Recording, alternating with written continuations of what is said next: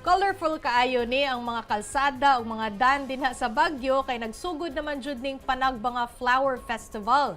Masuya tang tanan aning bayhana kay naaman jud siya didto ron. Laila, kamusta dyan? Kamusta na diha, Chiki? Naku diri sa Baguio City, 19 degrees kalamig. Oy! Wow! Gabi na!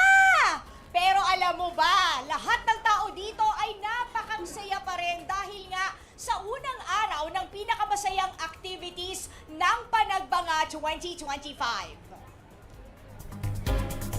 Kahit kaming mga nanonood, napasayaw at napajam ng umarangkada ang Grand Street Parade kanina na binagtas ang Session Road hanggang Melvin Jones Grandstand dito sa loob ng Burnham Park. Paano ba naman ang PMA Marching Band na for today ay nagsipag floral polo para suwak sa okasyon, humataw sa pagpapatugtog ng salamin-salamin ng Bini at Every Breath You Take ng The Police. With matching choreography pa yan, ha? Sumali rin sa parada yung tinatawag na sister countries ng Baguio kasama ang Korean community na naka-handbook pa habang nagpa-perform. Syempre, mas bigay todo pa yung mga kasali na sa drum and lyre at festival dance competitions na nagpasiklaban. Paano ba naman ang bongga talaga ng mga papremyo? Imagine mo, 200,000 pesos ang napanalunan ng St. Louis University na nag-uwi ng Grand Prize Dance Festival.